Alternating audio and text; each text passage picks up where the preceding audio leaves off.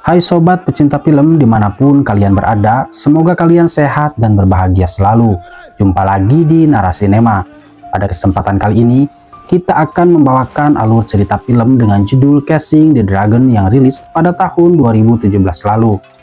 Film ini dibintangi oleh aktor-aktor ternama seperti Donnie Yen dan Andy Lau, di mana film ini juga diadaptasi dari kisah nyata dua tokoh kriminal terkenal di Hong Kong kala itu, di mana Si Hao yang diperankan oleh Donnie Yen adalah seorang imigran gelap dari daratan Tiongkok yang datang ke Hong Kong untuk mencari penghidupan karena keadaan menjadikan ia seorang gangster. Dan Lee Rock yang diperankan oleh Andy Lau adalah seorang polisi yang berambisius dengan kecerdasannya hingga ia berhasil menjadi seorang petinggi polisi. Film ini menceritakan bagaimana kedua tokoh ini bertemu dan membentuk aliansi yang kuat. Si Hao berkuasa di dunia kriminal dan Lee memberikan perlindungan dari pihak kepolisian. Nah, bagaimana cerita dan keseruannya? Langsung saja kita bawakan alur ceritanya.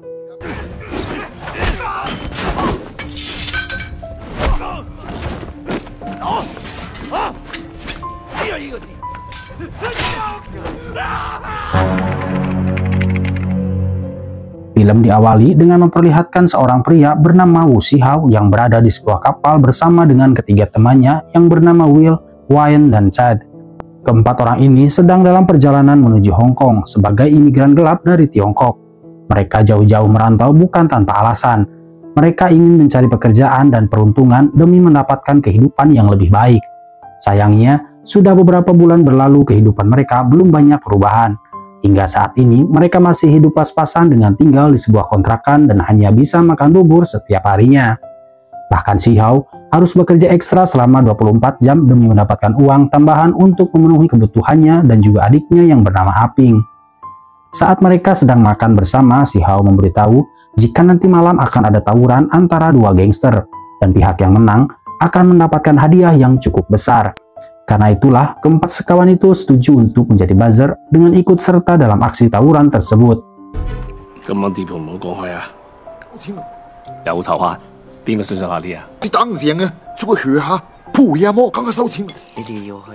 Di tempat lain, terlihat seorang pria bernama Lee Rock yang kita panggil saja dengan sebutan Lee, sedang memasuki sebuah kasino sambil membawa sebuah kotak hadiah. Lee ini ternyata adalah seorang polisi dan hadiah itu akan diberikan khusus untuk si pemilik kasino, yang sekaligus adalah bos gangster besar di Hong Kong yang bernama Tong. Namun ternyata bukan hanya Lee saja yang menyediakan hadiah untuk Tong. Rupa-rupanya tamu yang lain juga memiliki pemikiran yang sama dengan Lee, karena mereka beranggapan dengan memberikan Tong hadiah berharap masalah mereka akan selesai. Di sisi lain terlihat pria bule yang sedang bermain judi, namun ia melakukan hal yang curang hingga membuat pemain lainnya tidak terima. Namun pria bule itu malah kesal dan langsung menghajar orang tersebut. Kemudian Lee bermaksud untuk menghentikan si bule, namun ia malah dimarahi oleh Tong karena sudah berani mengganggu tamu VVIP-nya. Ternyata si bule ini bernama Hunter. Ia adalah seorang inspektur dari kepolisian pemerintahan Inggris.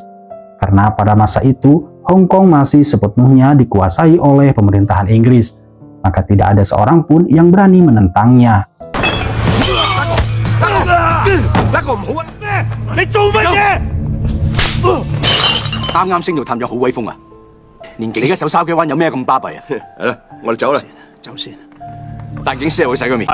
Malamnya Si Hao dan lainnya langsung menuju ke tempat di mana tawuran akan berlangsung. Di sana kedua gangster sudah saling berhadapan satu sama lain. Para ketua geng pun saling adu mulut dengan sama-sama mengklaim jika keduanya sudah merebut lahan bisnis dari lawannya. Sampai salah seorang anggota geng dengan sengaja melempar botol hingga mengenai kepala salah satu ketua geng. Perkelahian pun pecah dan tak dapat terelakkan.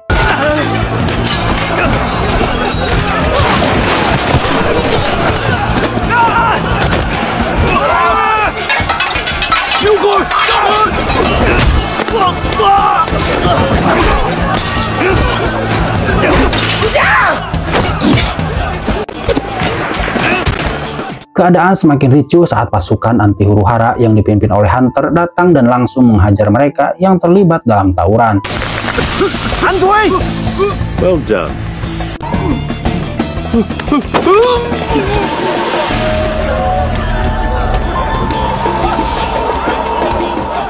Terlihat Si Hao dan lainnya mencoba kabur dengan menyamar sebagai polisi yang sudah mereka lumpuhkan.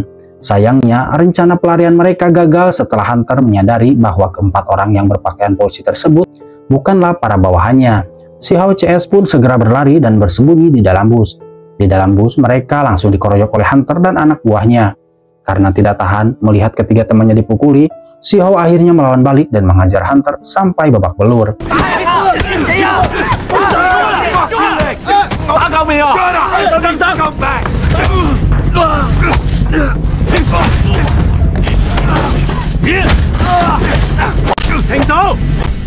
Namun tiba-tiba Lee muncul sambil mengarahkan pistol kepada Si Hao.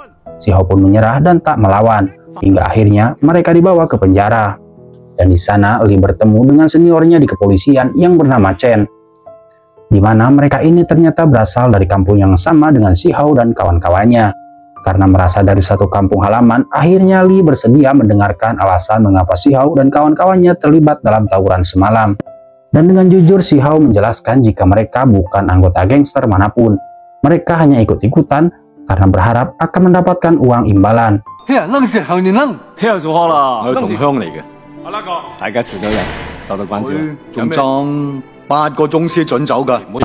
Namun berhubung Chen ini adalah polisi yang jujur, dia baru memperbolehkan Lee melepaskan Si Hao setelah masa penahanan mereka selesai.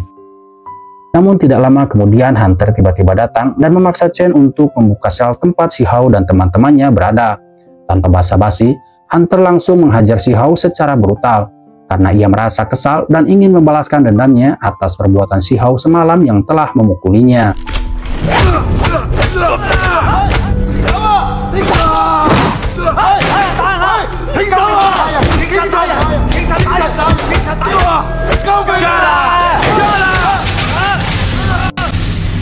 Di tengah kebrutalan Hunter, beruntung Lee segera datang dan membawa sekumpulan wartawan yang ditugaskan untuk mengambil foto kekejaman Hunter. Tidak ingin kekejamannya jadi viral, Hunter dan anak buahnya langsung pergi dari sana. Sementara Si Hao terlihat sudah tergeletak dalam keadaan yang mengenaskan. Dalam keadaan tak sadar, ia bermimpi bertemu dengan istrinya yang masih berada di kampung halaman.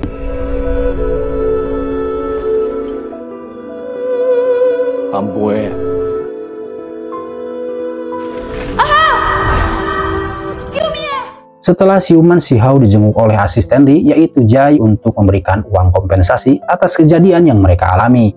Tidak hanya itu, Jai juga menyampaikan bahwa Lee akan membantu mencarikan pekerjaan yang cocok untuk Si Hao dan teman-temannya. Tentunya dengan senang hati, mereka langsung menyetujuinya. Bahkan saking senangnya, mereka juga merubah penampilan mereka dengan membeli pakaian baru agar lebih terlihat seperti seorang gangster.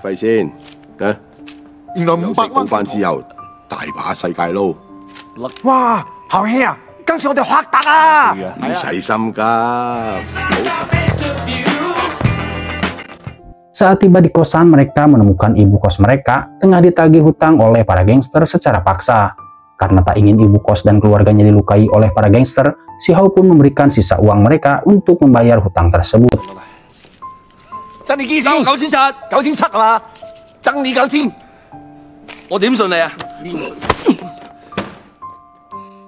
Di tempat lain terlihat Lee sedang menghadiri sebuah pesta pertunangan putri salah satu pejabat kaya raya di Hong Kong.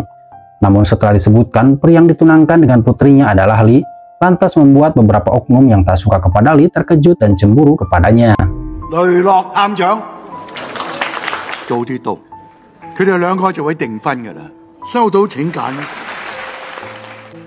Dan salah satu orang yang tidak suka melihat kesuksesan Lee adalah Tong yang suka mencari muka demi keuntungan dirinya sendiri.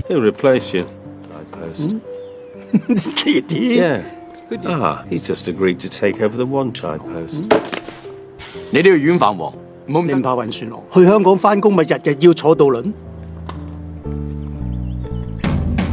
Di sisi lain terlihat Si Hao dan kawan-kawannya sedang berlari menuju suatu tempat, di mana salah satu temannya yaitu Will diculik dan disiksa oleh kelompok Zhao karena ketahuan telah mencuri uang mereka dan digunakannya untuk berjudi. Setibanya di sana, Si Hao langsung meminta maaf atas perbuatan temannya itu dan memukulkan botol ke kepalanya untuk menunjukkan rasa permohonan maafnya kepada Zhao.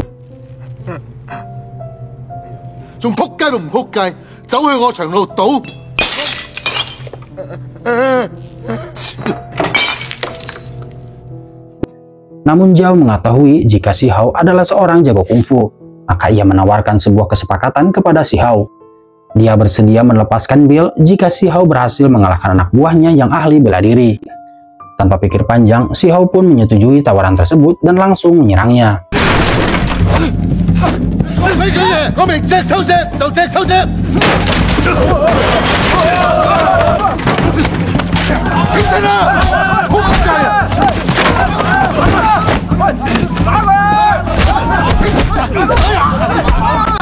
Dan akhirnya Si Hao berhasil memenangkan pertarungan itu dengan begitu mudah. Karena tahu kelompoknya tidak akan bisa menang melawan Si Hao, Zhao pun bersedia memberikan uang kompensasi atas kerugian yang disebabkan anak buahnya itu. Dia juga menawari Si Hao dan teman-temannya untuk bergabung dengan kelompok gangsternya.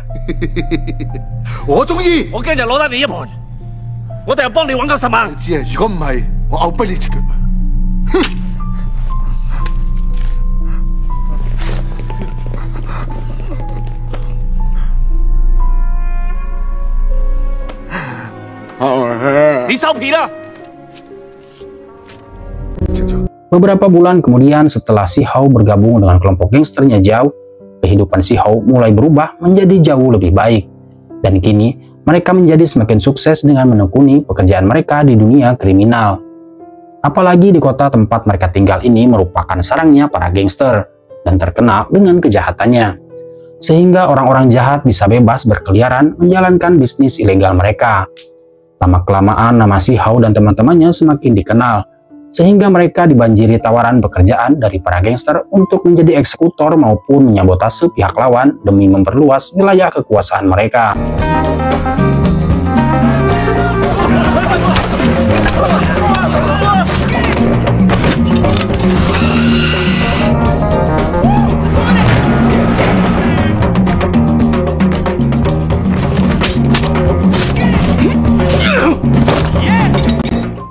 Meski saat ini Si Hao telah sukses, namun ia tidak pernah melupakan orang-orang yang dahulu pernah menolongnya, termasuk Chen yang dulu pernah membantunya saat di penjara.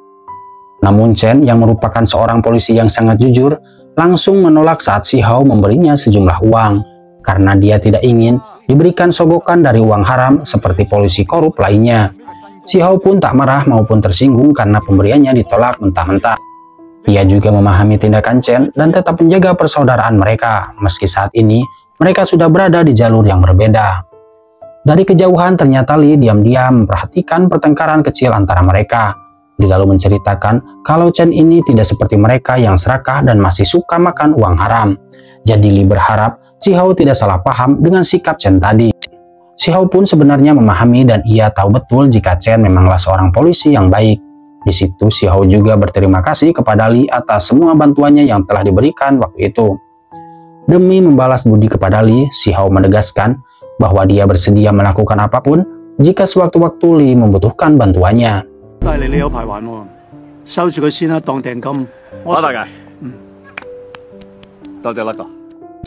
Di tempat lain, terlihat sebuah kapal yang mengangkut beberapa orang imigran gelap dan sudah memasuki wilayah perairan Hong Kong. Dan ternyata salah satu di antara imigran tersebut terdapat istri dan anak Si Hao yang berniat menyusul Si Hao ke Hong Kong. Sialnya kapal mereka ketahuan oleh polisi yang berpatroli. Lalu para imigran itu langsung diturunkan dari kapal secara paksa. Karena tidak bisa bertahan dari dinginnya air laut, istri dan anak Si Hao pun meninggal di sana. Di sisi lain terlihat Si Hao ditemani oleh teman-temannya tiba di dermaga untuk menjemput istri dan anaknya. Namun naas, kebahagiaan yang diharapkan malah berubah menjadi kesedihan ketika melihat tubuh istri dan anaknya yang sudah terbujur kaku.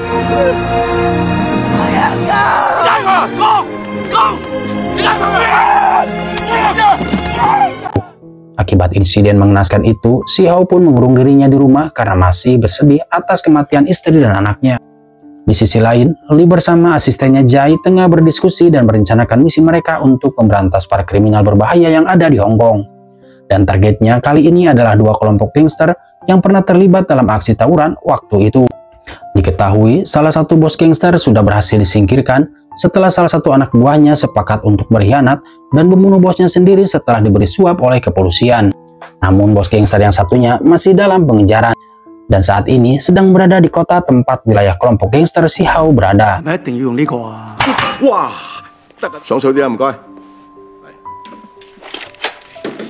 穩陣啲好，冇事就上大吉，有啲事上嚟。呢支就係信號槍，有咩事即刻響，我哋即刻衝入嚟。 Setibanya di kota itu, Lee langsung dikepung oleh para gangster yang ada di sana. Beruntung Lee diselamatkan oleh seorang bos gangster bernama Ting. Rupanya mereka berdua sudah saling kenal dan sering bekerja sama dalam melakukan banyak pekerjaan kotor sebelumnya.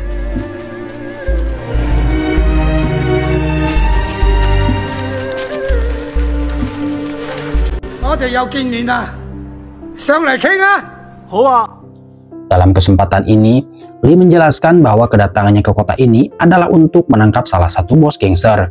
Dia juga bermaksud meminta bantuan kepada Ting untuk membantunya.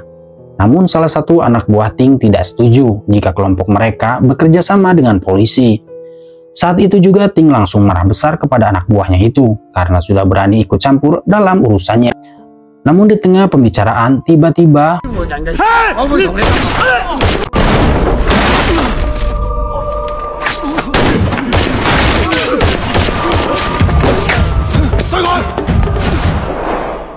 beruntung Lee berhasil melarikan diri dengan selamat dari baku tembak itu berkat rompi anti peluru yang dipakainya.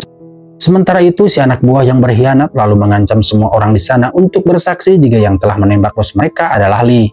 Di luar, Lee yang kabur terus dikejar oleh anggota gangster yang lainnya.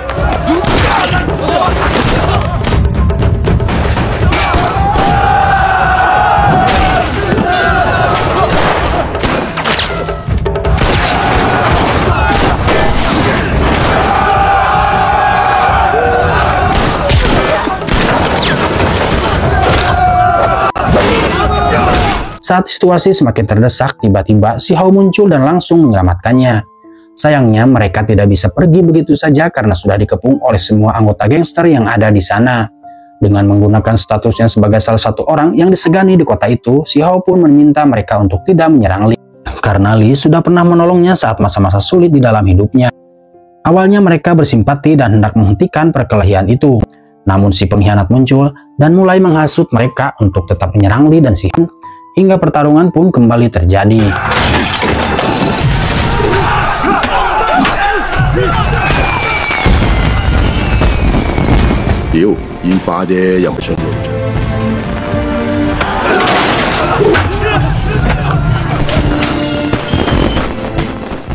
Setelah merasa tidak ada jalan keluar lagi, Si Hao pun menyembunyikan Lee di tempat yang aman, sedangkan ia pergi keluar untuk menghadapi semua anggota gangster seorang diri.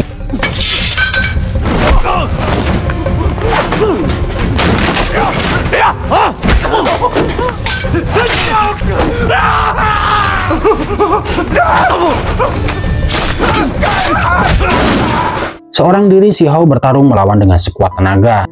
Namun sayang, karena kalah jumlah, Si Hao pun berhasil dipojokkan. Tidak lama setelah itu, Zhao pun datang dan ikut menyerangnya dengan mematahkan kaki Si Hao, hingga Si Hao pun berteriak kesakitan.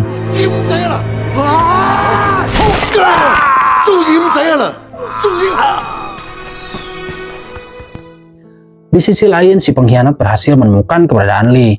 Saat akan menghabisi Lee, tiba-tiba Jai dan polisi lainnya datang tepat waktu dan langsung menyerangnya. Setelah itu, Jai membawa Si Hao dan Lee yang sudah babak belur keluar dari sana. Keesokan harinya, Si Hao pun siuman dan menyadari bahwa dirinya sudah berada di rumah sakit dengan kondisi kaki yang sangat memprihatinkan. Sementara Lee, yang kondisinya juga tak kalah buruk, berusaha untuk terus menyemangati Si Hao yang telah berkorban banyak untuknya.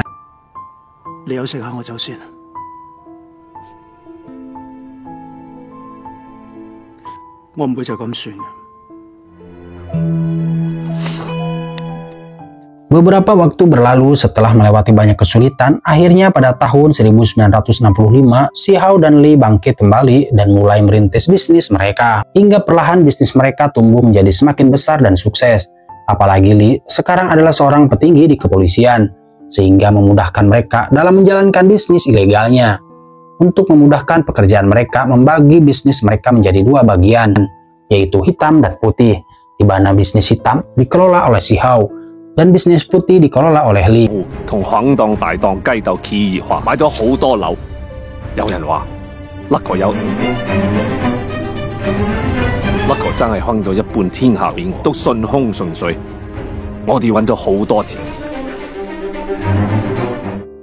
Tidak hanya itu, Si Hao juga berhasil move on dari masa lalunya dan memutuskan untuk menikah kembali dengan seorang perawat cantik yang selama ini selalu menemaninya. Namun di tengah kejayaan bisnis mereka, si Hao terkadang sering melampaui batas hingga membuat Jai merasa khawatir.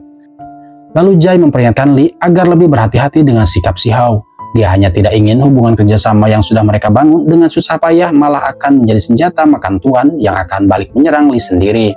Apalagi kabarnya Tong dan Hunter telah membebaskan Zhao dari penjara dan bermaksud akan bergabung dengan bisnis gangster yang sedang si Hao dan Li jalankan. 呢幾年呢，有啲唔守規矩，喺黑白兩度使咗唔少，小心讓狼狗咬心口啊！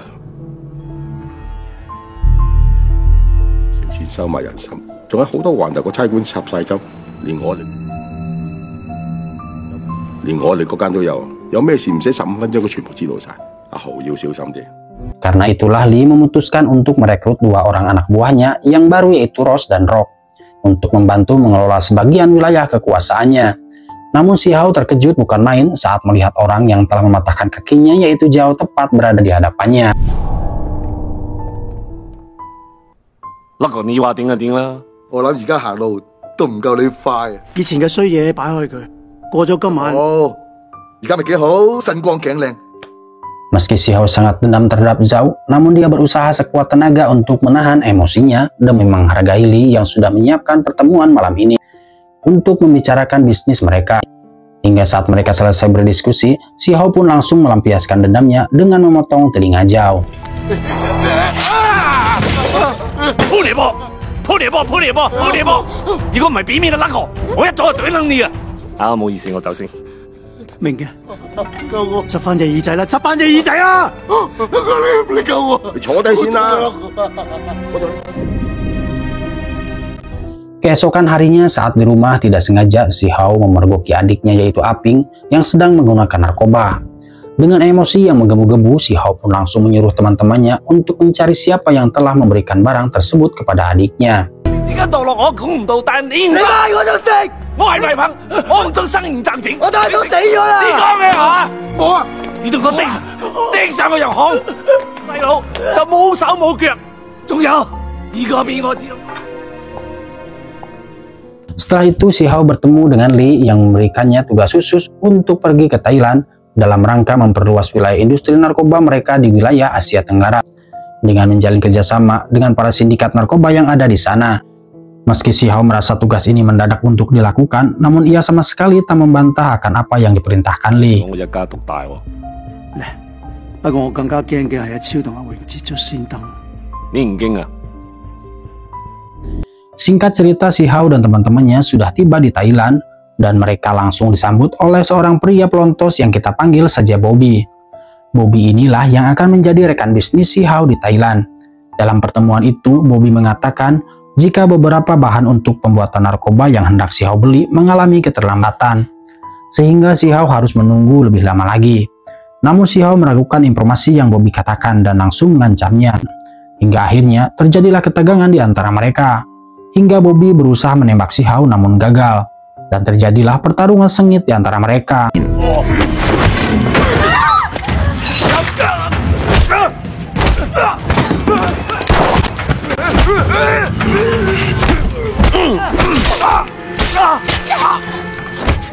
Setelah perkelahian yang sangat sengit, si Hao CS pun berhasil menyandra Bobby agar mereka bisa pergi dari kejaran orang-orang yang ingin menghabisi mereka. Naas si Hao harus kehilangan Wayne, salah satu kawan seperjuangannya, karena terluka parah akibat perkelahian tadi. Karena tidak terima dengan kematian Wayne, si Hao membalas dendam dengan memasukkan Bobby ke dalam peti mati dan dikubur hidup-hidup bersama mayat mendiang sahabatnya itu.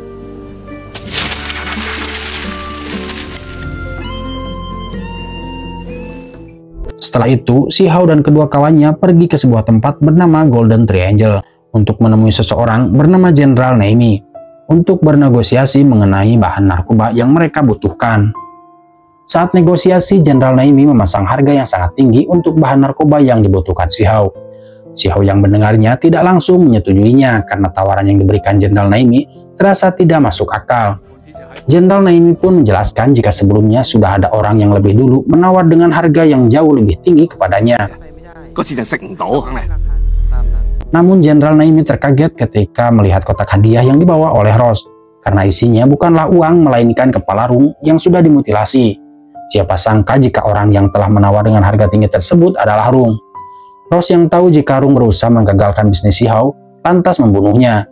Karena tidak ingin bernasib sama seperti Rung, Jenderal Naimi pun terpaksa menyetujui harga yang ditawarkan oleh Si Hao.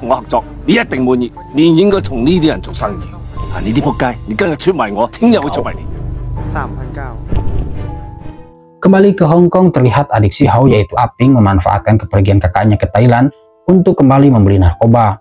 Saat itu dia tidak sengaja bertemu dengan Zhao dan Hunter. Menyadari jika Aping adalah adiknya Si Hao, mereka pun menggunakan kesempatan itu untuk mengerjai Aping dengan menyuruhnya meminum alkohol yang telah dicampur air kencing si Hunter. Jika Aping melakukannya, maka ia akan mendapat narkoba secara cuma-cuma. Aping yang merasa dilecehkan itu pun nekat menyiram Hunter dengan air kencingnya sendiri.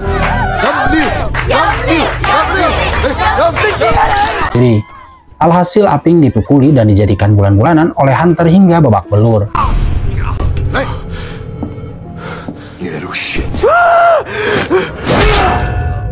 Sepulangnya dari Thailand, Si Hao yang mendapat kabar soal adiknya pun langsung menuju ke rumah sakit untuk melihat kondisi adiknya. Betapa marahnya Si Hao ketika dokter menjelaskan jika adiknya mengalami gegar otak dan ada kemungkinan akan cacat jika sudah sadar nanti. Saat tahu Hunter lah orang yang telah melukai adiknya, Si Hao pun berniat untuk membalaskan dendam itu. Namun Li yang datang tidak lama setelah itu berusaha mencegah Si Hao agar tidak bertindak gegabah karena bisa-bisa akan membahayakan mereka berdua jika sampai berurusan dengan pemerintahan Inggris.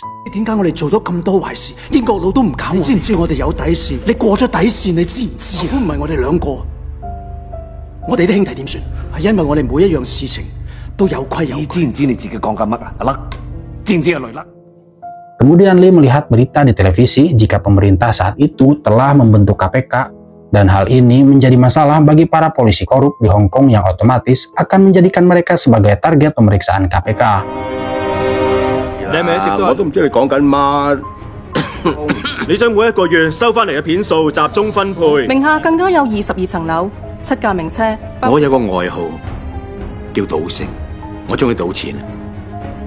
Untuk menghindari pemeriksaan KPK, Li pun memutuskan untuk kabur secepatnya dan membawa keluarganya dengan meninggalkan Si Hao beserta semua bisnisnya.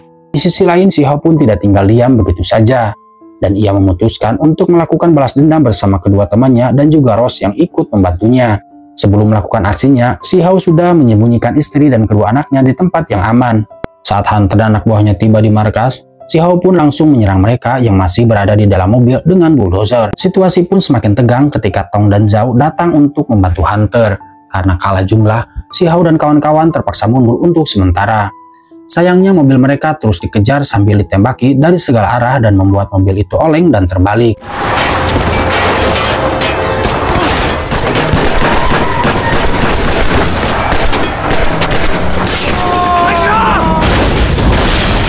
Saat melihat Si Hao berada dalam bahaya, Ross pun memutuskan untuk mengorbankan dirinya demi membalas semua kebaikan Si Hao kepadanya selama ini.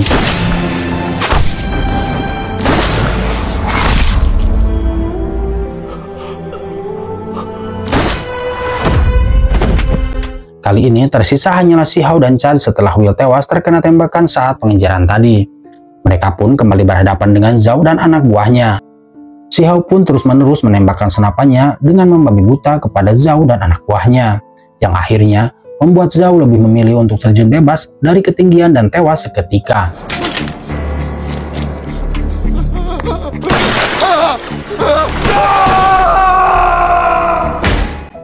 Di tengah kekacauan, tiba-tiba Li muncul bersama pasukannya dan memaksa pasukan polisi lain agar tidak menghalangi jalannya.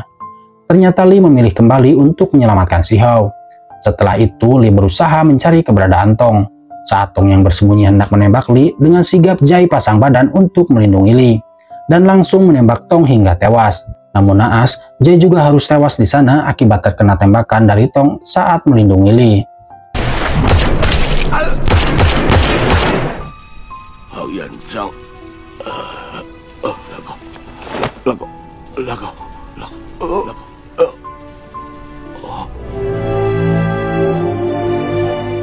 Di tempat lain, Si Hao yang tengah terlibat baku tembak dengan Hunter sekali lagi harus kehilangan teman satu-satunya yang tersisa, yaitu Chad, yang tewas ditembak oleh Hunter.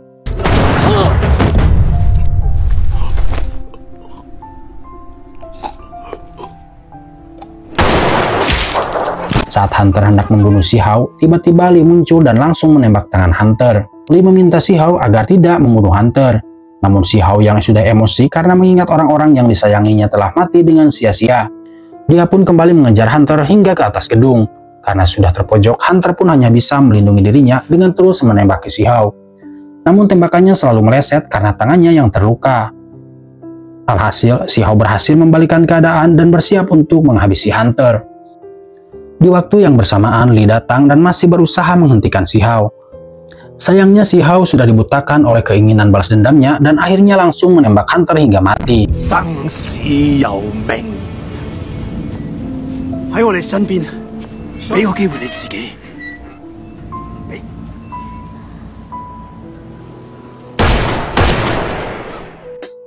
Untuk melindungi Si Hao yang sudah menembak seorang polisi, Lee pun menembak tangannya sendiri untuk meringankan hukuman Si Hao nantinya. Kemudian Lee menaruh pistolnya di tangan Hunter sebagai bukti jika alasan Hunter tewas karena telah berusaha menembaknya. Si Hao pun ditangkap oleh kepolisian atas semua tindakan kriminalnya yang telah dilakukannya selama menjadi gangster di Hong Kong dan dijatuhi hukuman selama 30 tahun penjara. Sedangkan Lee berhasil kabur ke luar negeri dan tidak pernah kembali lagi ke Hong Kong. Beberapa tahun kemudian, terlihat Lee yang sudah menetap di luar negeri menghubungi seseorang yang berada di Hong Kong. Ternyata orang yang ia hubungi adalah teman seperjuangannya, yaitu Si Hao yang sudah dibebaskan dari penjara. Meski keluarga dan teman-temannya sudah tiada, namun kenangan mereka selalu bersamanya. Dan itu tidak mematahkan semangat Si Hao untuk terus berjuang dan menghadapi segala rintangan di depannya. Dan film pun selesai. Dari kisah ini kita belajar bahwa harta dan kekuasaan yang diperoleh dengan jalan kotor tidak pernah bertahan lama. Keserakahan hanya akan melahirkan pengkhianatan, dan kejayaan yang dibangun di atas kejahatan pasti berujung pada kehancuran. Namun di balik itu semua, film ini mengingatkan kita akan arti kesetiaan, harga diri, dan pilihan hidup yang kita ambil. Karena pada akhirnya, kebahagiaan sejati tidak datang dari uang ataupun kedudukan, melainkan dari ketenangan hati, kejujuran, dan mensyukuri hidup kita apa adanya. Sekian dulu sob, alur cerita film kita kali ini. Seperti biasa, jangan lupa dukungannya dengan cara klik subscribe, like, dan komen. Dan yang sudah subscribe, semoga dilancarkan rezekinya. Itulah sob, sekian dulu, terima kasih dan sampai jumpa di alur cerita film berikutnya.